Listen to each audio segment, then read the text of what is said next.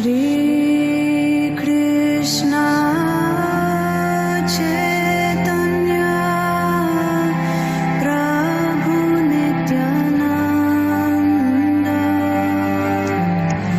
Shri Advaita Gadadhar Shrivasadi Gaura Bhakta Vrinda Shri Krishna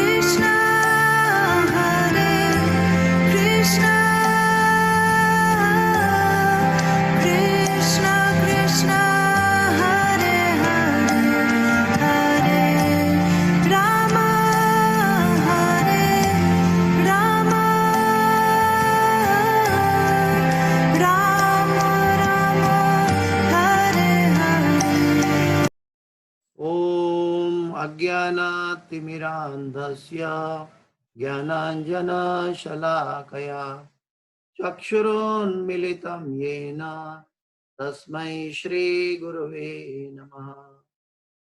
श्रीचैतन्यमनोभीष्टं स्थापितं येन भूतले स्वयं रूप गदा मह्यं ददाति स्वपदान्तिकम्।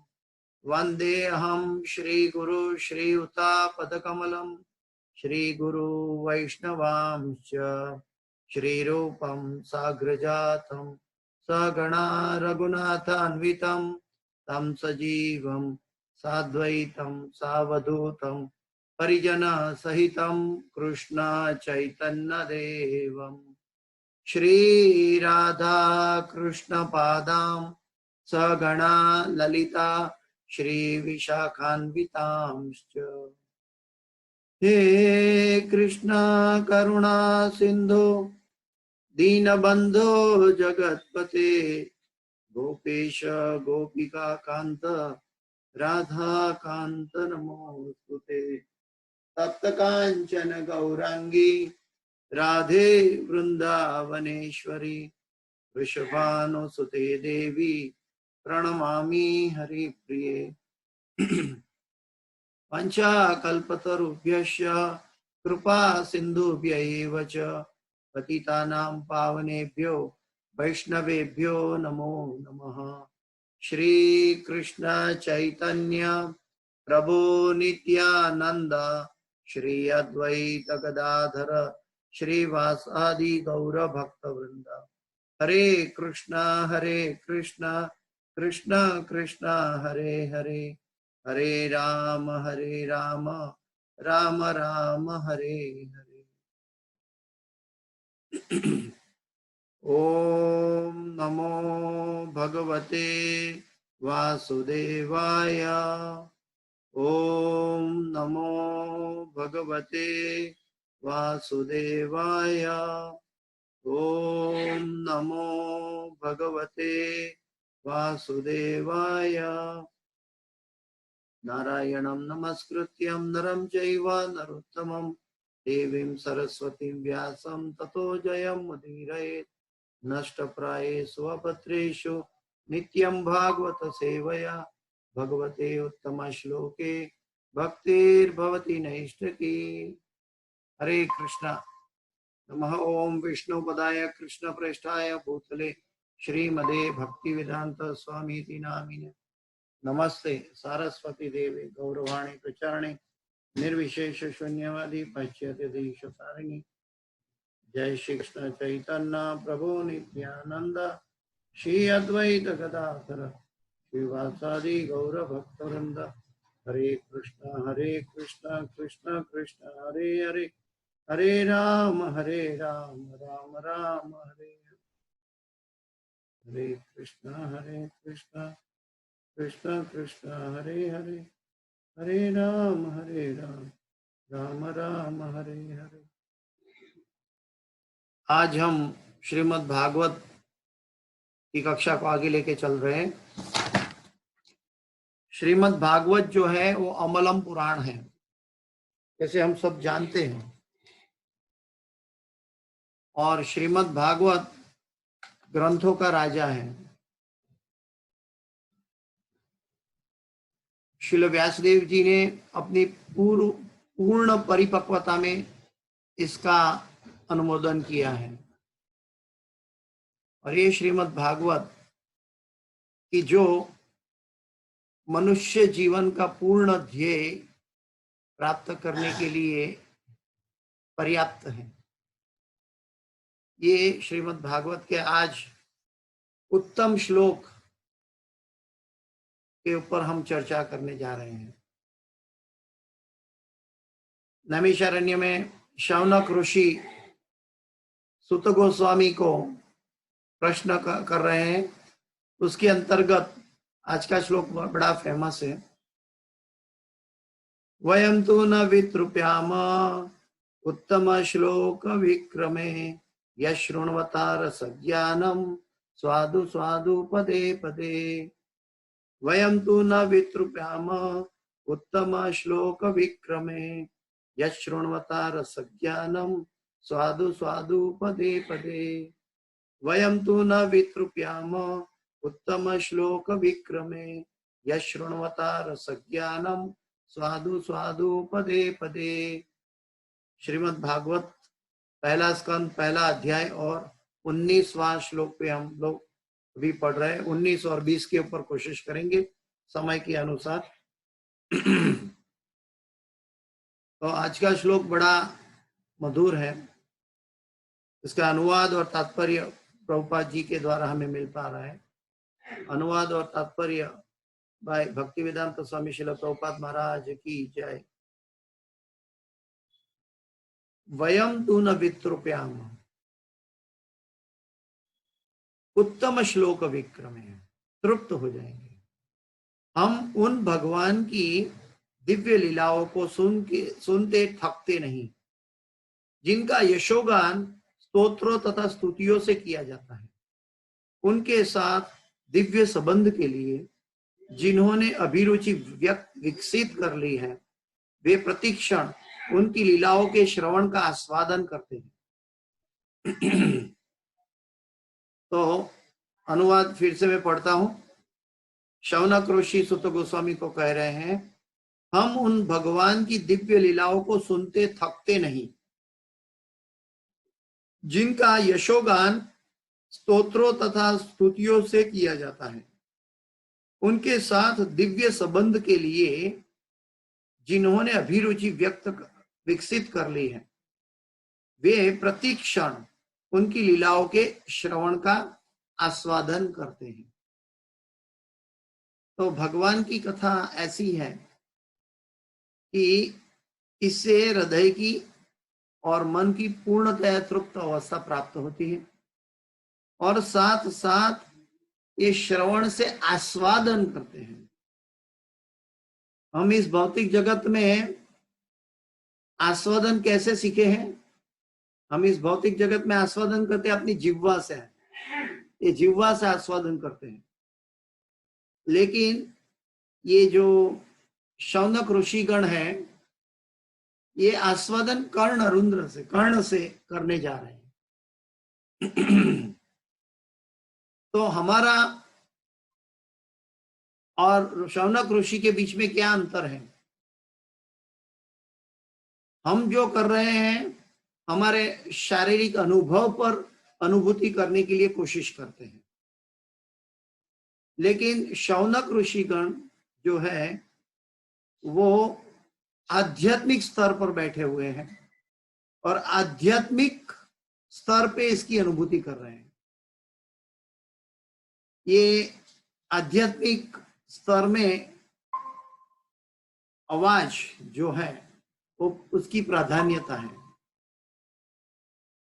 प्राधान्यता का मतलब है कि उससे हम सीधा हमारी आत्मा को तुष्ट कर सकते हैं। लेकिन हम ज्यादातर क्या करते हैं, जिह्वा से आस्वादन करने के हमारा अनुभव है, वो आस्वादन हमारे पास टिकता नहीं है। और वो आस्वादन टिकता नहीं है, इसीलिए 6 घंटे में बाहर चला जाता है, और बाहर जाके भी हमें फिर संतुष्टि होती है शारीरिक कि पहलू सूखते जाते नरिया। हम कहते हैं ना कि जब तक हमारा शरीर का कचरा बाहर नहीं निकलता हमें संतुष्टि नहीं होती। तो मुंह से जो आस्वादन करने की हमारी अभिरुचि है, ये अभिरुचि ये सीमित मात्रा में है, सीमित कक्षा में है। लेकिन कर्ण से जो हम आस्वादन करते हैं, आध्यात्मिक ज्ञान हम कर्ण से आस्वादन करते हैं, और वो आस्वादन आत्मा की संतुष्टि तक लेकर जाता है। यहाँ पे एक बात और है, यहाँ पे एक बात और है कि प्रतिक्षण उनकी लीलाओं के श्रवण का आस्वादन करते हैं।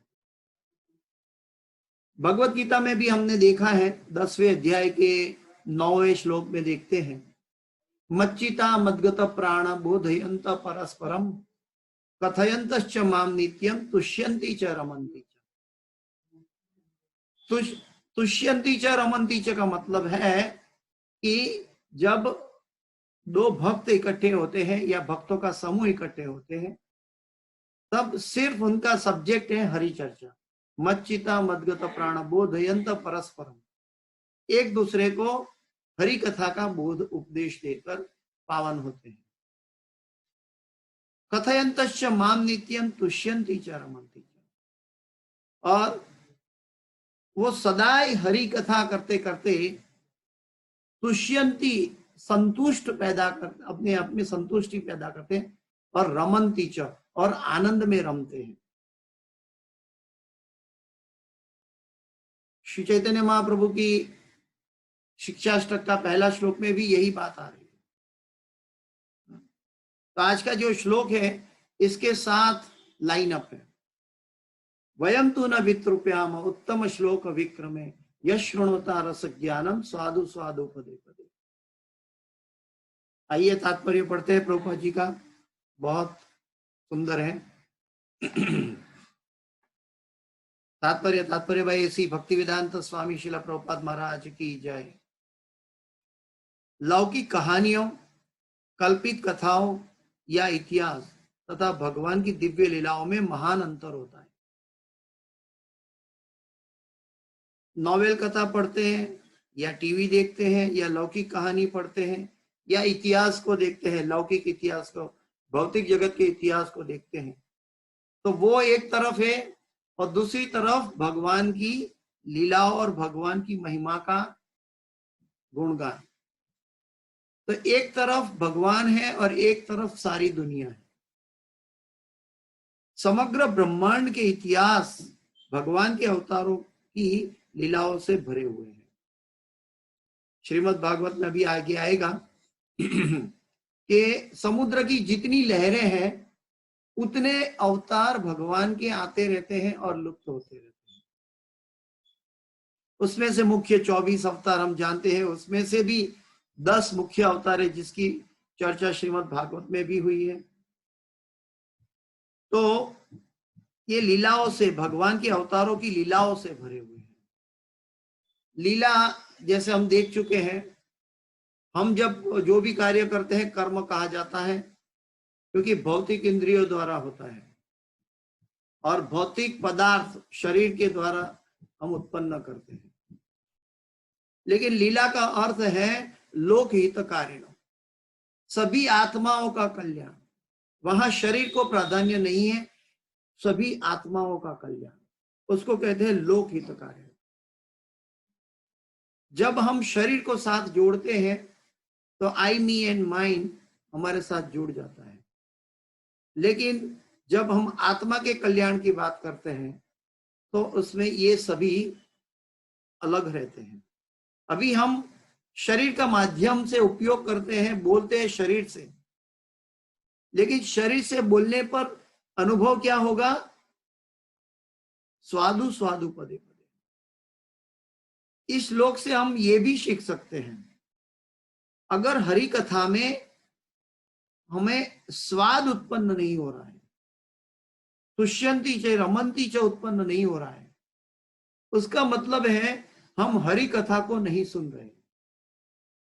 हरि कथा का प्रमाण है कि वो स्वाद उत्पन्न करेगा ही, लेकिन अगर स्वाद नहीं है तो हमारे अंदर कोई कमी है, हमारे अंदर कोई कल्मश है, हमारे अंदर कोई पाप है कि जो ये आध्यात्मिक स्वाद का अनुभव नहीं करता। स्वाद उत्पन्न होता है लेकिन इसका अनुभव नहीं होता। कई बार भक्तगण देखते हैं कि वो हमेशा 16 माला हरे कृष्ण महामंत्र की करते हैं, और कभी कभी 5 साल 10 साल हो गया तो अभी प्रभु जी बोलते हैं, प्रभु जी हमारा मन भटकता है, और चैंटिंग एक कर्म की तरह, साधना की तरह करते हैं, राग उत्पन्न नहीं हो रहा है, अनुराग उत्पन्न नहीं हो रहा है, उसमें तुष्टि उत्पन्न नहीं हो रही है, उसमें स्वाद उत्पन्न नहीं हो रहा है। तो ऐसा क्यों? तो इसका जवाब ये है, हम भौतिक दृष्टि से उसको समझने की कोशिश करते हैं। हमारे पास 100 रुपया हो 100 रुपया में से हम 10-20 रुपया की कोई चीज खरीद लें, तो 10-20 रुपया की कोई चीज खरीद लेने के बाद हमारे पास 100 रुपया शेष नहीं रह जाते, वो खर्च हो जाते हैं। वो 70-80 रुपया बच जाते हैं और 20 रुपया खर्च हो जाते हैं। और ऐसे खर्च करते रहेंगे तो एक दिन 100 रुपया खत्म हो जाता है। ठीक वैसे अगर हम भक्ति में देखेंगे तो भगवान क्योंकि हमारे कल्याणकारी मित्र हैं, वो सुहृदम सर्वभूता नाम है, तो वो भक्ति की मैच्योरिटी तक लेके जाने के लिए उसको भक्ति का खर्च करने नहीं देते। याद रहे, भगवान भक्त का कल्याण इच्छते हैं, इसलिए भक्ति को खर्च करने नहीं देते, उनको और शुद्ध करने की कोशिश करते हैं। भगवान हमें हर क्षण मदद कर रहे हैं। गुरु और गौरंगा के माध्यम से हमारा नित्य पोषण हो रहा है। भक्त के लिए भगवान ने कहा न में भक्त प्रणश्यति, मेरा भक्त का कभी नाश नहीं होता। और जितनी भक्ति हमने अर्जित कर ली है भगवान की कृपा से, गुरु की कृपा से, उसका कभी नाश नहीं होने वाला। तो ये हमें फर्म फेथ होना चाहिए। अगर ये भक्ति में हमारे अंदर ये जो स्वादु स्वादु पदे पदे का अनुभव नहीं होता है, इसका मतलब भगवान चाहते हैं कि हम हमारी भक्ति की तीव्रता को बढ़ाएं। जब भक्ति की तीव्रता को बढ़ाएंगे, भक्ति के माध्यम को बढ़ाएंगे, तो सबसे पहला रस भगवान को मिलता है। शुद्ध भक्ति का लक्षण है कि मनुष्य को आनंद बाद में मिलता है, लेकिन पहले भगवान को आनंद मिलता है। और जब भगवान को आनंद मिलेगा तब हमारा पोषण होगा और वो आनंद हमें प्रसाद के रूप में मिलेगा। लेकिन अगर हमें आनंद नहीं मिलता, इसका मतलब हम भगवान को पूर्णतया आनंद नहीं दे रहे। भगवान को पूर्णतया आनंद देने का अर्थ है कि महामंत्र का जप, साधु का संग, श्रीमद् भागवत का अध्ययन। प्रभुपाद जी आगे समझाते हैं कि समग्र ब्रह्मांड के इतिहास भगवान के अवतारों की लीलाओं से भरे हुए हैं। रामायण, महाभारत तथा पुराण विगत युगों के इतिहास हैं, जिनमें भगवान के अवतारों के लीलाओं के अभिलेख हैं। अतः बारंबार पढ़ने पर भी वे नए के नए लगते हैं। कई भक्तों का ये अनुभव है। हम जितनी बार भगवत गीता को पढ़े, जितनी बार श्रीमद् भागवत को पढ़े, हमें प्रभुपाद जी के तात्पर्य या श्लोक के अंतर्गत हमें कुछ नया गहरा प्रमाण मिलता जाता है। एक बार पढ़ने से ऐसा होता है मैंने पढ़ लिया, दूसरी बार पढ़ने के समय ऐसा अनुभव होता है अरे मैंने पढ़ लिया तो ये तो मैंने देखा ही नहीं। और तीसरी बार जब पढ़ते हैं तो हमें लगता है अरे इसमें तो कितनी गहराई है। तो जितना बारंबार अभ्यास करने से ये गहराई का अनुभव होता है। यहाँ पे आज के श्लोक में वो गहराई की चर्चा हो रही है। शौनक ऋषिगण वो बोलते हैं कि बार बार भगवान की कथा सुनने से हमें संतुष्टि, तृप्ति मिलती है। इस जगत में हम इंद्रियों के द्वारा तृप्ति की खोज में लगे हुए हैं, जो हमारी दिशाविहीन परिस्थिति है। तृप्ति का अनुभव तो सिर्फ आत्मा की और परमात्मा की, भगवान की तृप्ति से होता है। हमारे अंदर सुख का अनुभव, प्रसन्नता का अनुभव का उद्गम बिंदु जो है वो भगवान की प्रसन्नता से शुरू होता है, भगवान की आनंद से शुरू होता है। जब तक भगवान का आनंद हम नहीं पहुंचाते हैं तब तक ये आनंद का अनुभव नहीं होता है हमें।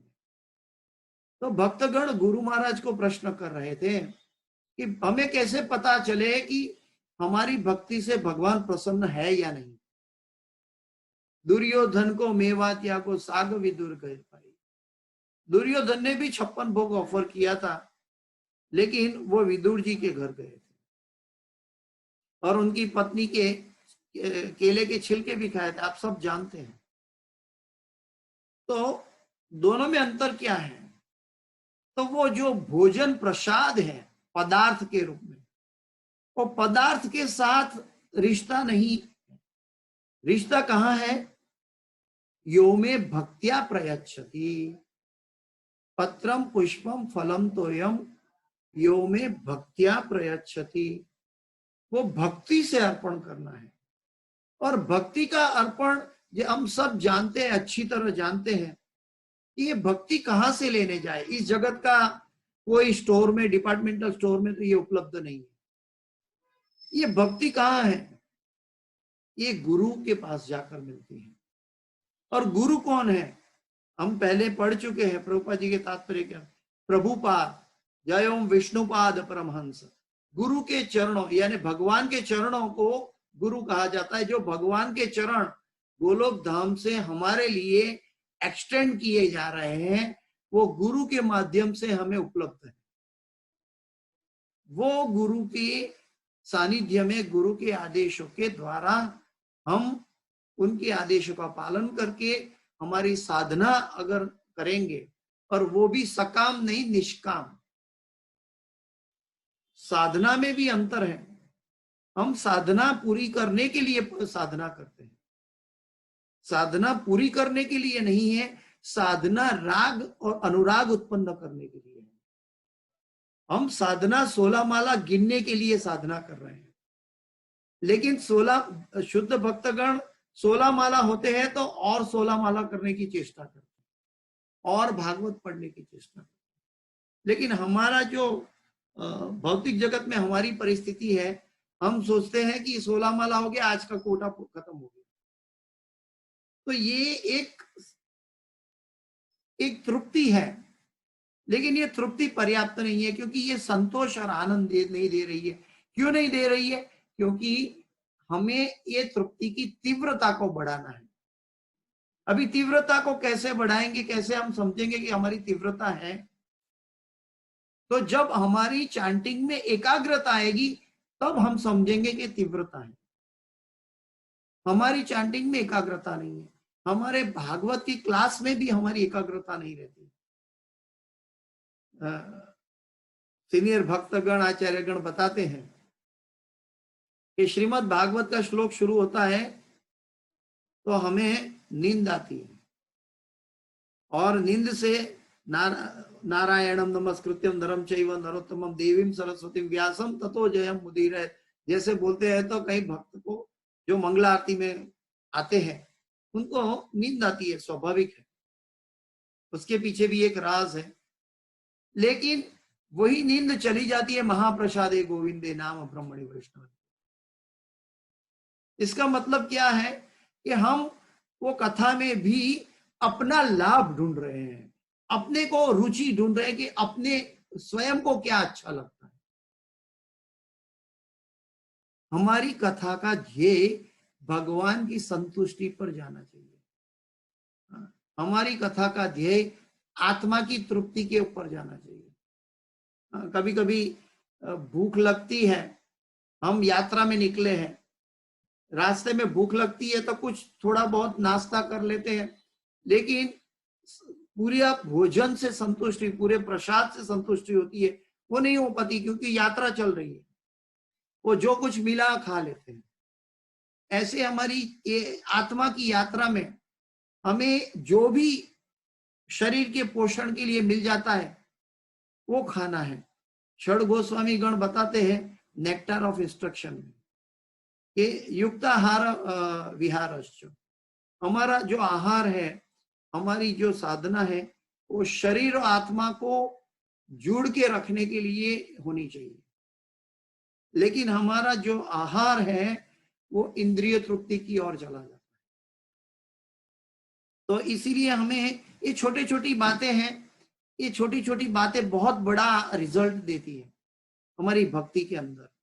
इसलिए हमें ध्यान रखना चाहिए कि हमें जो हम अन्न खा रहे हैं, प्रसाद खा रहे हैं, वो प्रसाद हमारी आत्मा और शरीर को जोड़ के रखने के लिए, वो इंद्रिय तृप्ति के और नहीं जाना चाहिए। तो आगे बताते हैं कि अतः बारंबार पढ़ने पर भी वे नए नए लगते हैं। जिसको भगवत भक्ति में आस्वादन लग गया है उसको ये नए नए लगने लगेंगे। हम अर्च विग्रह की सेवा करते हैं, हम श्रीमद् भागवत की सेवा करते हैं, गुरु के आचार्यगण की सेवा करते हैं, तो उससे हमारा जो लगाव है भक्ति के प्रति, भगवान के प्रति, वो ग्रेजुअली बढ़ता जाता है। कोई व्यक्ति पहली बार क्लास अटेंड करता है तो उसको नींद आती है, कंटाल आता है, वो बोलता है कभी ये पूरा हो जाए। तो ये एक आंतरिक शुद्धि के साथ चलता है। दूसरी बात है, ये जो हरि कथा है ये भौतिक कलमशग्रस्त विचारधारा में अनुभव नहीं होता। जब तक हमारा हृदय शुद्ध नहीं होगा, जब तक हमारा मन शुद्ध नहीं होगा, तब तक आध्यात्मिक रस का पान हम नहीं कर पाएंगे। तो हम अभी क्या क्या देखे हैं कि पहले भगवान की प्रसन्नता होनी चाहिए। हमारी साधना का ध्येय है 16 माला पूरा करने का नहीं, हमारी साधना का ध्येय है गुरु और गौरांग की संतुष्टि।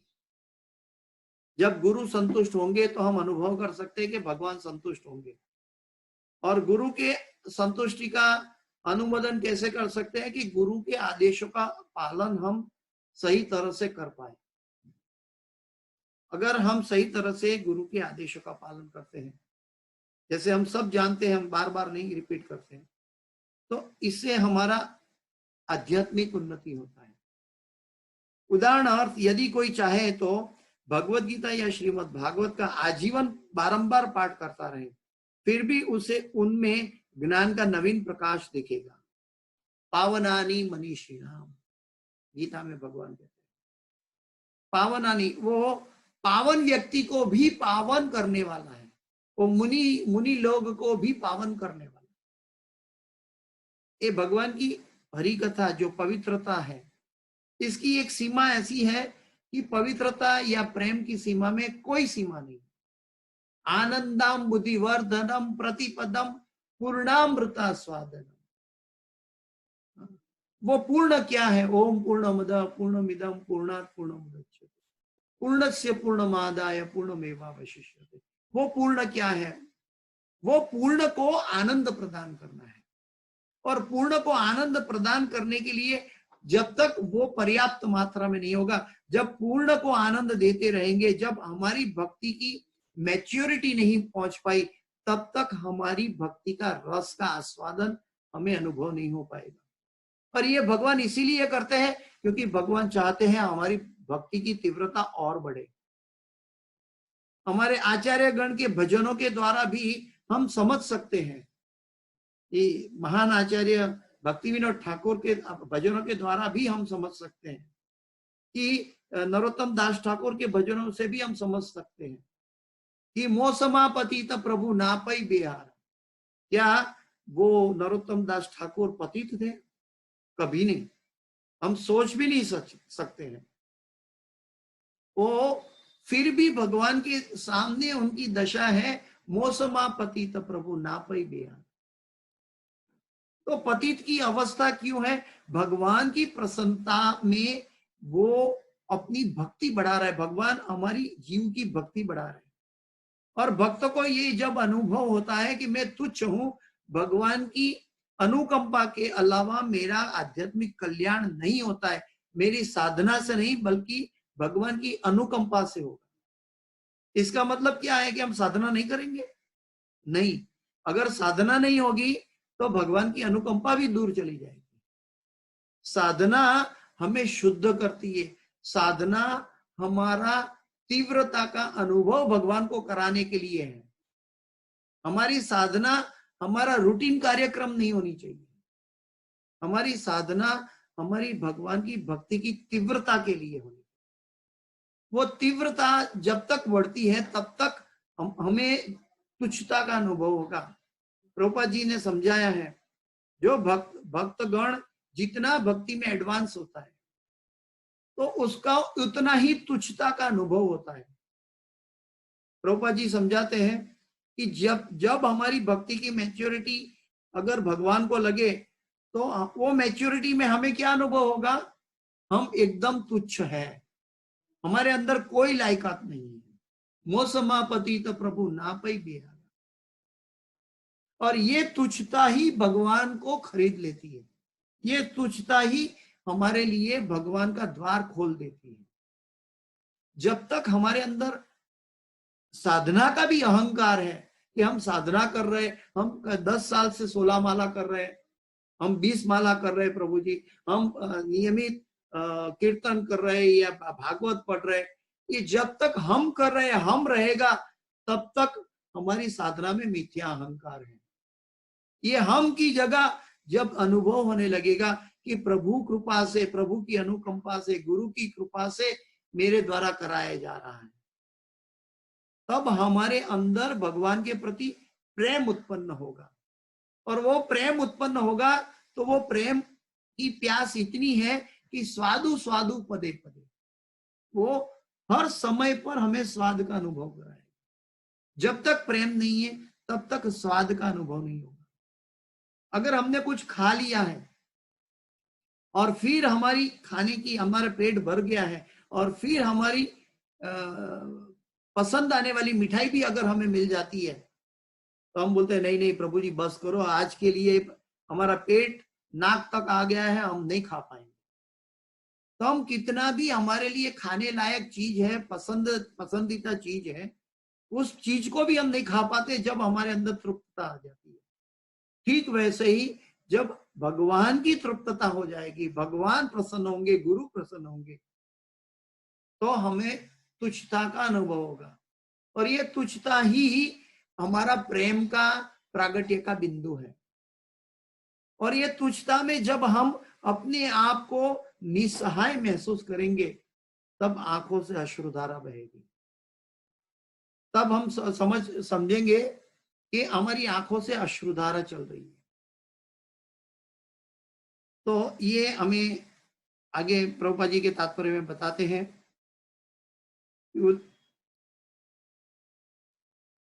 लौकिक समाचार गतिहीन है, किंतु दिव्य समाचार गतिशील होते हैं। गतिहीन और गतिशील के अंदर को कैसे समझेंगे हमारी जीवन यात्रा में?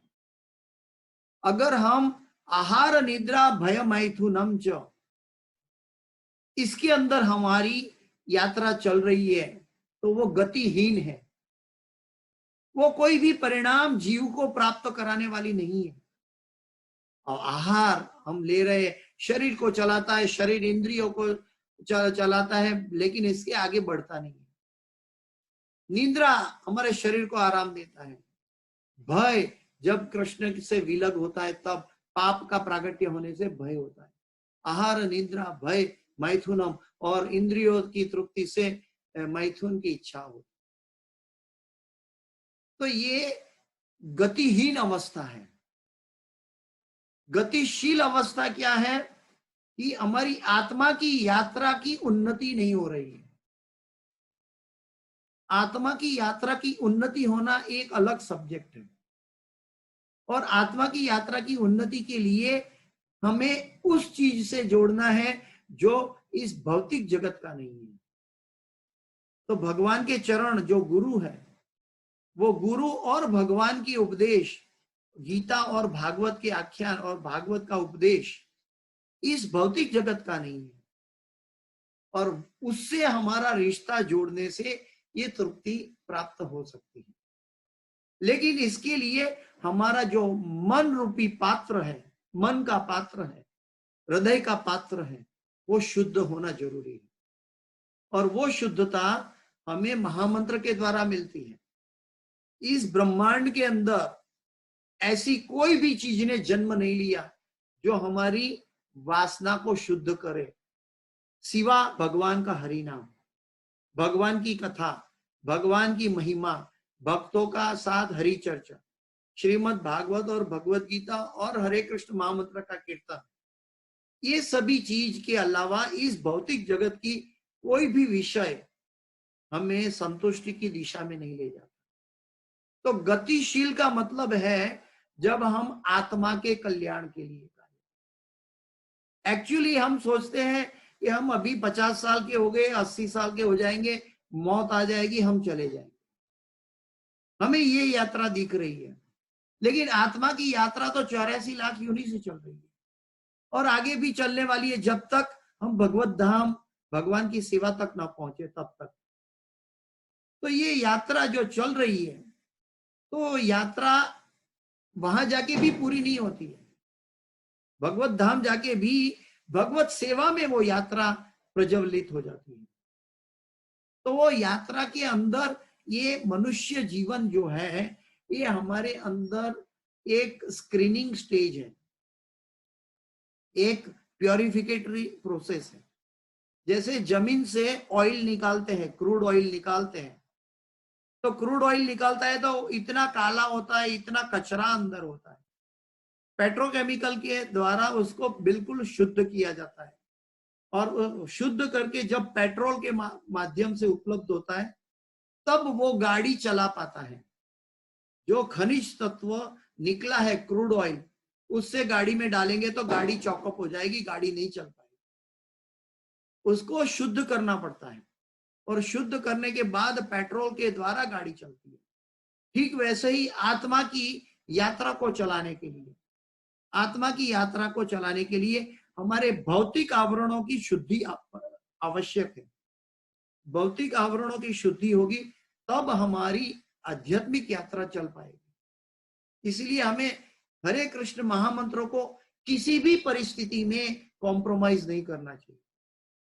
जो 16 माला हम करते हैं, जो गुरु ने हमें रत्न दिया है, एक सीक्रेट चैनल दिया है, वो चैनल को कभी भी कॉम्प्रोमाइज नहीं करना चाहिए। इसके अलावा 4 नियमों का पालन भी करना चाहिए। तो ये स्वादु स्वादु पदे पदे के लिए है, जिसको ये लोभ है कि भगवान की सेवा का आनंद लूटना है। और वो लूट कैसे सकते हैं? जब भगवान हमसे वो आनंद लूटते हैं, तब वो लूट का अनुभव होता है। और भगवान हमसे आनंद कैसे लूटेंगे? जब हमारे अंदर बड़ी मुश्किल से साधना हो रही है, तकलीफ से साधना हो रही है। भगवान को, जैसे मैंने कहा, दुर्योधन को मेवा त्यागो साग विदुर घर पाई। जब हमारी साधना में एक करना पड़ रहा है, ऐसी साधना है, तो वो प्रेम लेकर नहीं आ रही है, वो एक नित्य क्रम के रूप में है, वो शुद्धिकरण कर रही है हमारे। लेकिन इसके लिए हमें पूर्णतया विश्वास हो जाए, श्रद्धा हो जाए कि ये हरे कृष्ण महामंत्र हमारी आत्मा की पूर्ण अवस्था प्रदान करने वाला है, हमारी आत्मा की पूर्ण तृप्ति प्रदान करने वाला है। ऐसी श्रद्धा, ऐसा विश्वास हो जाए तो हमें महामंत्र के अंदर धीरे धीरे एकाग्रता हो जाएगी। गीता में भगवान कहते हैं कि जब तक श्रद्धा नहीं है तो संशयात्मा विनश्यति। अगर हमारे अंदर संशय है तो हमारा विनाश का कारण है। लेकिन ये अंधश्रद्धा नहीं है, ये साइंटिफिक है, ये हमें पूर्ण सत्य प्राप्त कराने वाली है। लेकिन पूर्ण सत्य तक पहुंचने की जो प्रोसेस है, उसके अंदर जो फिल्टरेशन है, शुद्धिकरण की अवस्था है, वो हमारी साधना में हमें जोड़ना है। और वो जोड़ने का मतलब है श्रद्धा। अभी हम लोग 16 माला भी कर रहे हैं, भगवान की भक्ति भी कर रहे हैं, साधना भी कर रहे हैं, लेकिन श्रद्धा का कभी कभी अभाव हो जाता है कि प्रभु जी मैं 15 साल से वो कर रहा हूं, लेकिन वो रस उत्पन्न नहीं हो रहा है। हम अपना लाभ जब तक देखेंगे तब तक रस उत्पन्न कैसे होगा? रस का माध्यम तो भगवान की संतुष्टि से शुरू होता है। तो चाहे भगवत गीता, क्षमा करें, आगे प्रभुपाद जी के तात्पर्य में बताते हैं कि किंतु दिव्य समाचार गतिशील होते हैं। जिस प्रकार की आत्मा गतिशील है, आत्मा गतिशील है, शरीर गतिशील नहीं है। शरीर यहां से लिया है, इस जगत से लिया है और इसी जगत में छोड़ना पड़ता है। इसलिए जो शरीर के कार्यों में पड़ता है, आहार निद्रा भय मैथुनम च, वो गतिहीन कहा जाता है। लेकिन गतिशील का मतलब है आत्मा की यात्रा में जोड़ना। हाँ, जैसे है आत्मा की यात्रा में जुड़ने का मतलब है हम एक हवाई जहाज में सफर कर रहे हैं। आत्मा की यात्रा इतनी तीव्र है, इतनी फोकस्ड है, लेकिन आत्मा अपने आप में शुद्ध है, पर्याप्त है भगवान की सेवा के लिए, उसको कहना नहीं पड़ता है, वो सच्चिदानंदमय है।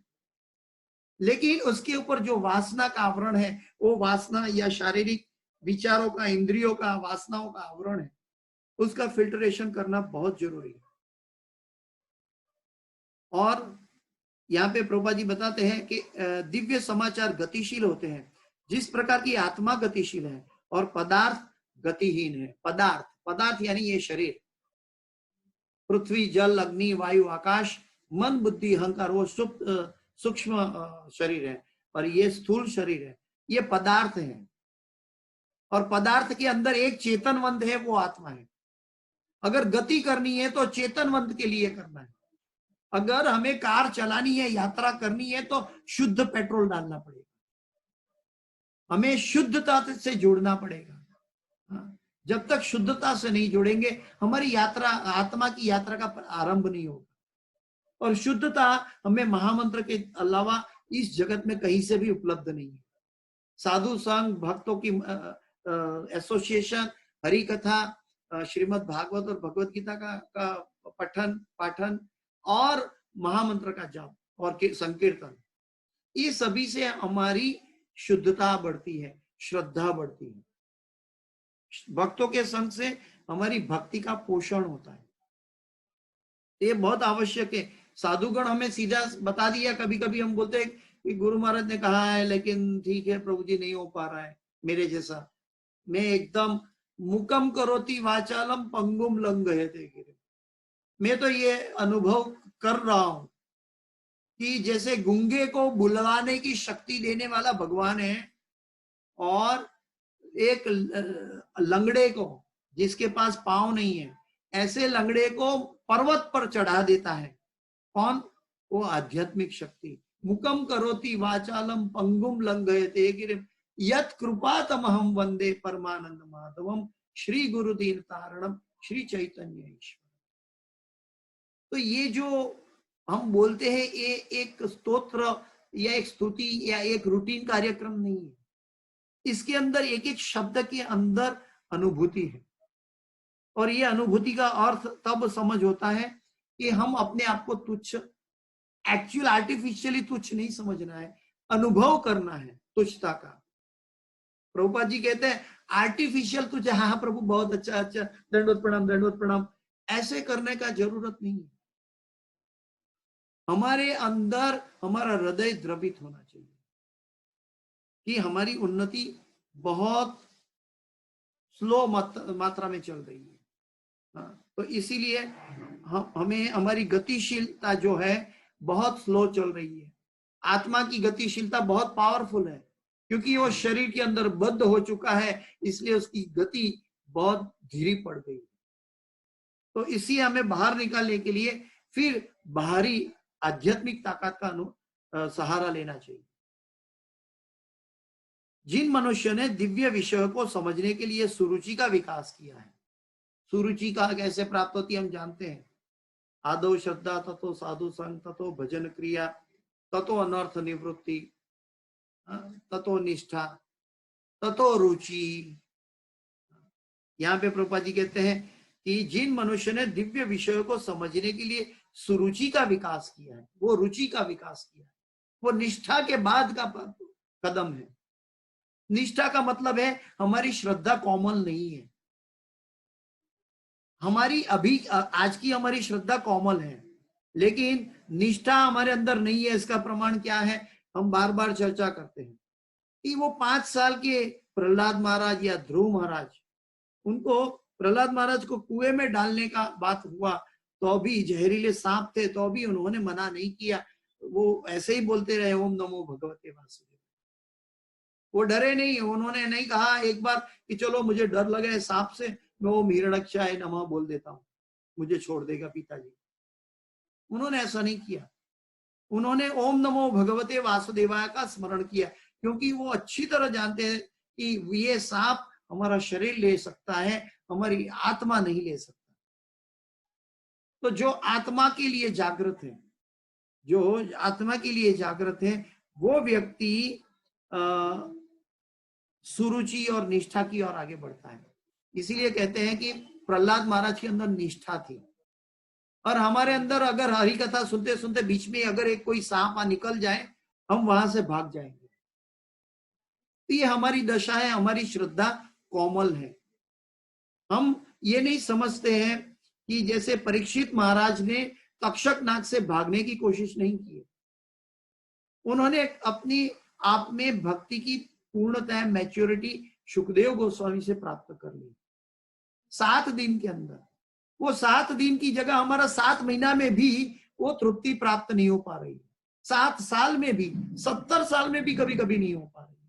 क्यों? क्योंकि हमारे अंदर वो परीक्षित महाराज की तरह एकाग्रता नहीं है। एकाग्रता बहुत जरूरी है। हमारी चांटिंग के अंदर एकाग्रता है, होनी चाहिए, क्योंकि ये चिंतामणि से आया हुआ महामंत्र है। और महामंत्र के चांटिंग के दरमियान अगर हम गलत सोचेंगे तो हमारी यात्रा गलत दिशा में चली जाएगी, क्योंकि वो चिंतामणि है, छुरस्य धारा है। भक्ति के ऊपर चलने का मतलब है छुरस्य धारा, तलवार की धार पे चलने के बराबर है। महामंत्र के जप के समय जब हमारा मन भटकता है तो बार बार हमें भगवान के चरणों में लाना चाहिए। नहीं तो हम जहां पे चलते हैं, कोई क्या देख रहा है, मैं मन में क्या सोच रहा हूँ, बाहर तो माला चल ही रही है, हरे कृष्ण हरे कृष्ण कृष्ण कृष्ण, मन में तो कुछ और सोच रहे हैं। तो ये जब तक चलता है तब तक हमारी संतुष्टि नहीं होगी। हमारी यात्रा, हमारा महामंत्र जो फल देगा वो भौतिक फल देगा, उस दिशा में फल देगा जहां मन चला जाता है, क्योंकि मन के अंदर अंते नारायण स्मृति कहा गया है, और मन जिस दिशा में भागेगा उस दिशा में हम भागेंगे। तो हमारी आध्यात्मिक यात्रा का पेट्रोल जो है हम महामंत्र से अर्जित कर रहे हैं, वो मन के द्वारा गलत दिशा में जा रहा है। और जब गलत दिशा में जाएगा तो पेट्रोल खत्म हो जाएगा। क्या करोगे? वहां पेट्रोल स्टेशन नहीं मिलेगा। तो पेट्रोल स्टेशन मिलना है, पेट्रोल को भरना है तो पेट्रोल स्टेशन तक आना होगा। वहां महामंत्र का जप एकाग्रता से करना होगा, तब हमारी यात्रा सही दिशा में चलेगी। वो महामंत्र का साथ रहेगा तो दिशा मिलेगी, नहीं तो दिशा दुर्लभ है। वे ऐसी कथाएं सुनते कभी थकते नहीं। शौनक ऋषिगण, हमारे सामने ये आज का श्लोक है, बहुत दुर्लभ श्लोक है। प्रभुपाद जी ने बार बार इस श्लोक को अनुमान किया है, कई जगह कोर्ट में बताया गया है। वयम तु न वित्रप्याम उत्तम श्लोक विक्रमे यशृण्वता रस ज्ञानम स्वादु स्वादुपदे। तो ये एक खाली बोलने का श्लोक नहीं है, ये श्लोक का अनुभव उनको हो रहा है।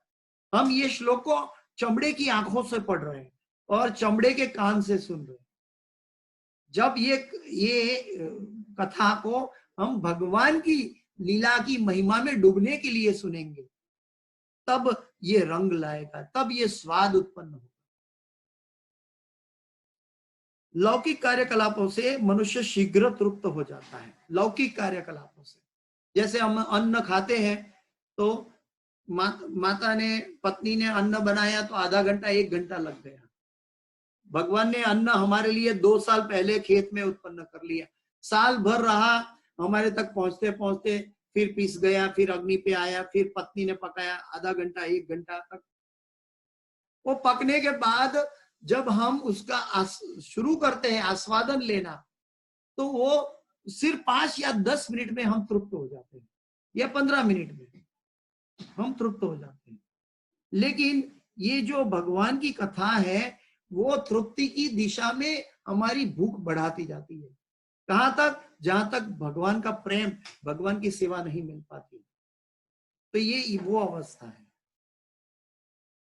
और लौकिक कार्यकलापों से मनुष्य शीघ्र तृप्त हो जाता है, किंतु दिव्य या भक्तिमय कार्यकलापों से कभी तृप्ति नहीं होती। इसलिए हम देखते हैं, प्रभुपाद जी भी कहते थे कि मैं भक्त नहीं हूं, मैं भक्त का दास नहीं हूं, मैं भक्त के दास के दास के दास बनने की कोशिश में लगा हूं। ये प्रभुपाद जी ने कहा। ये जो उन्होंने आज लिखा है तात्पर्य में, ये उन्होंने स्वयं अनुभव किया है। अगर प्रभुपाद जी का ये अनुभव है तो हम कैसे कह दे कि हम सीनियर डिवोटी हैं?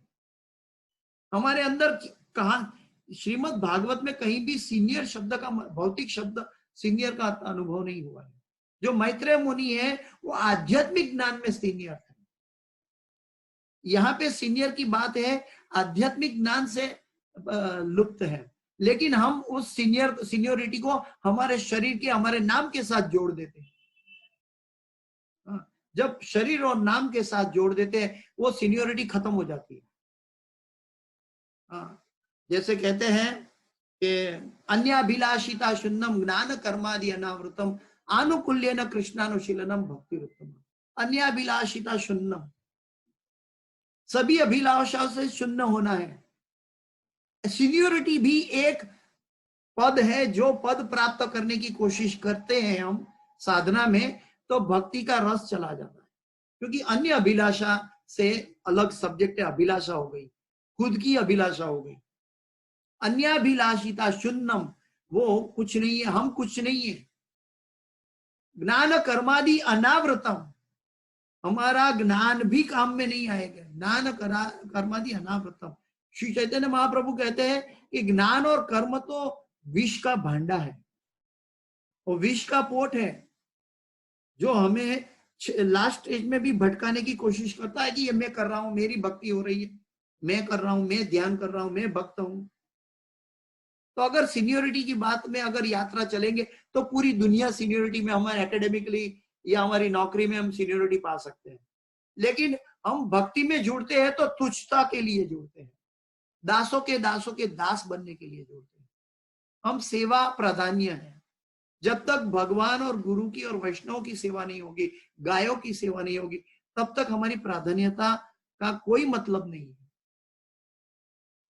तो दिव्य या भक्तिमय कार्यकलापों से कभी तृप्ति नहीं होती।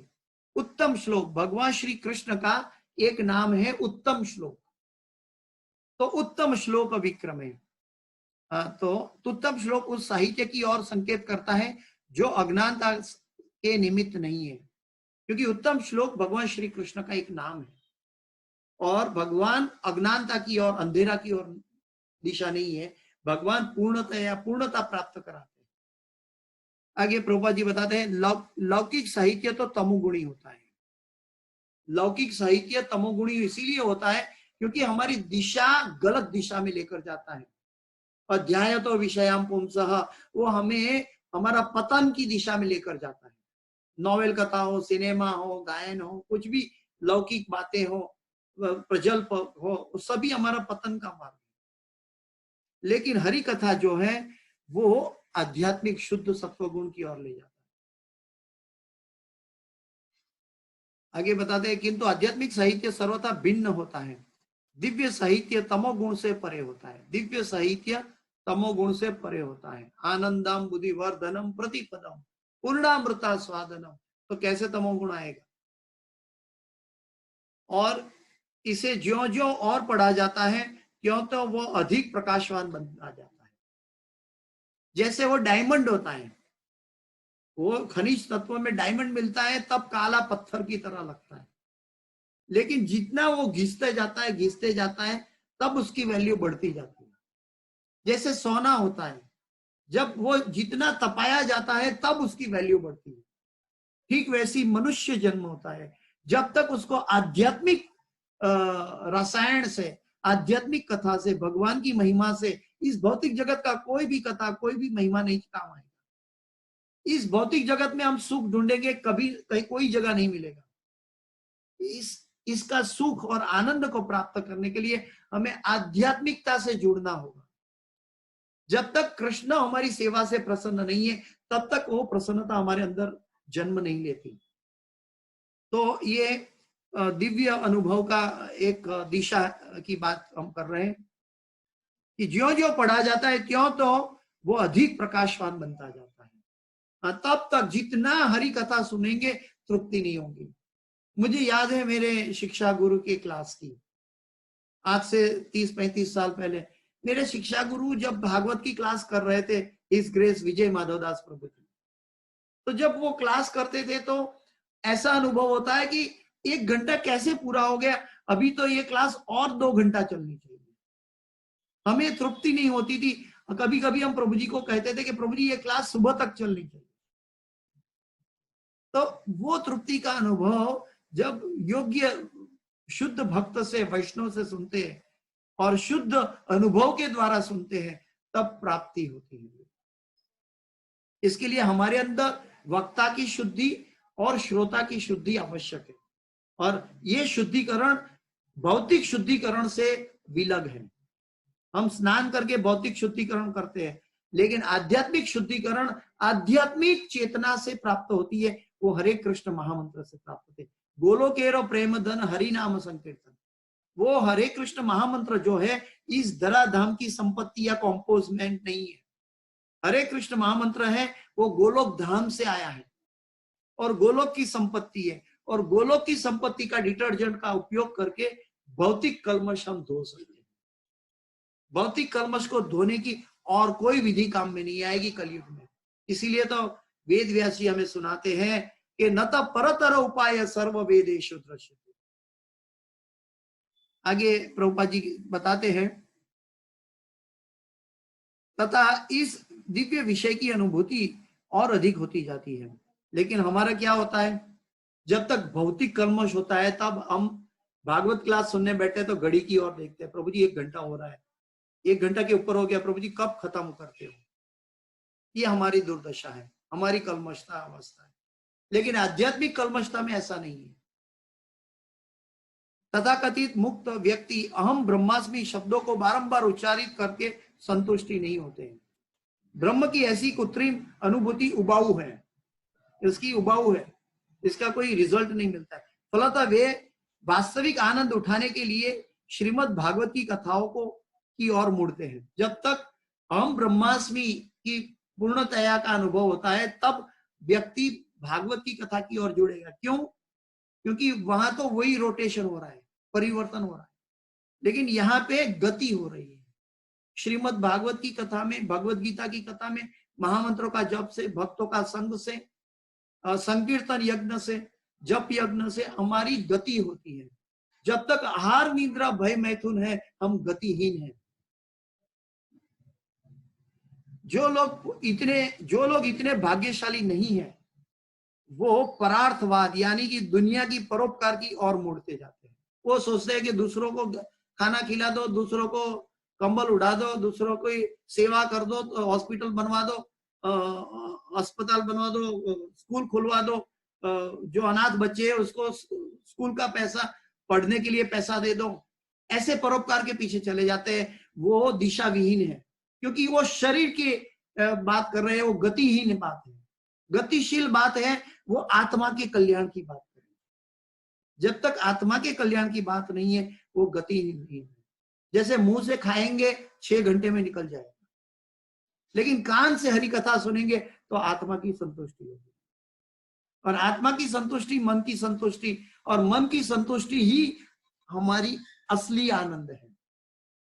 ये गीता में, भागवत में बार बार कई जगह पे लिखा है। आनंदम बुद्धि वर्धनम प्रतिपदम चैतन्य महाप्रभु कहते हैं। तुष्यंती च रमंती च भगवत गीता कहती है। यहाँ पे सौनक ऋषिगण कहते हैं स्वादु स्वादु पदे पदे। ये सभी लोग गलत है क्या? भगवान गलत बोले हैं? ये साधु लोग गलत बोलते हैं क्या? नहीं, वो गलत नहीं बोले। हमारी दुर्दशा है कि हमारे कलमशग्रस्त माध्यम में हमें इसका अनुभव नहीं हो रहा है। इसके लिए हमारे अंदर आंसू आना चाहिए, हमारी आंख में आंसू उत्पन्न होना चाहिए। जो लोग इतने भाग्यशाली नहीं है, परार्थवाद तथा दुनियावी परोपकार की ओर मुड़ते हैं, इसका अर्थ यह हुआ कि वो मायावाद दर्शन के लौकिक है, जबकि भगवत गीता तथा श्रीमद् भागवत का दर्शन दिव्य है। याद रहे, सारे 4 वेद लिखे, 108 उपनिषद लिखे, 18 पुराण लिखे, तो भी वेद व्यास जी को संतुष्टि नहीं हुई थी। क्यों नहीं हुई थी? उन्होंने सभी सकाम कर्म की बात बताई थी। ये करोगे तो ये लाभ होगा, ये करोगे तो ये मिलेगा, ये करोगे तो दीर्घायु मिलेगी, ये करोगे तो प्रेस्टीज मिलेगी।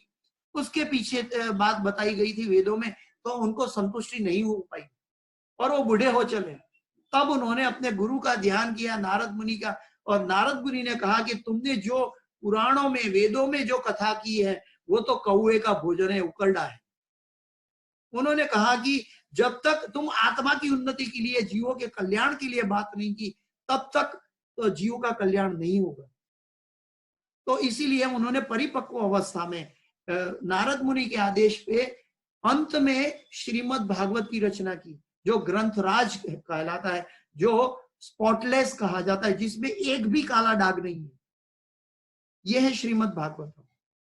हर एक पुराण, हर एक उपनिषदों में कहीं ना कहीं त्रुटि हो सकती है, क्योंकि ये भौतिक स्तर पर है, आध्यात्मिक बातें हैं, लेकिन कल्मशग्रस्त व्यक्ति को उसको अनुभव नहीं कर पाएंगे।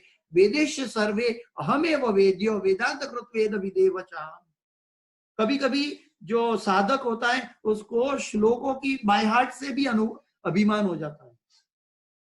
तो वेदों का कथन या वेदों का श्लोक की श्रुति, उसका अनुभव क्या क्या करना है? वेदेश सर्वे अहमेव वेद्यो, जो भगवान को जानने के लिए है वो वेदों का कारण है, और वो कारण गीता और भागवत से उपलब्ध होता है, भक्तों के संग और महामंत्र के जाप के द्वारा अनुभव होता है। तो आज के श्रीमद् भागवत की इस कक्षा का मैं यहाँ विराम दूंगा। कोई भक्तगण को कोई प्रश्न है तो बता सकते हैं। Thank you very much. Hare Krishna, दंडवत प्रणाम। All glories to Gurudev, all glories to all the Vaishnav. Hare Krishna. आज की कक्षा का यहाँ विराम दे रहा हूँ। इस कक्षा की कोई भी सुकृति है वो मेरे गुरु के चरणों में समर्पित करता हूँ, जिन्होंने प्रदान की है। और इसके अंदर, क्लास के अंदर कोई भी त्रुटि है तो कृपया मुझे क्षमा करें। वांछा कल्पतरुभ्यश्च कृपा सिंधुभ्यैव च पतितानां पावनेभ्यो वैष्णवेभ्यो नमो नमः। अनंत कोटि वैष्णव वृंद की जय। जय जय गुरुदेव। Thank you so much. Hare Krishna. All glories to Gurudeva. All glories. Hare Krishna.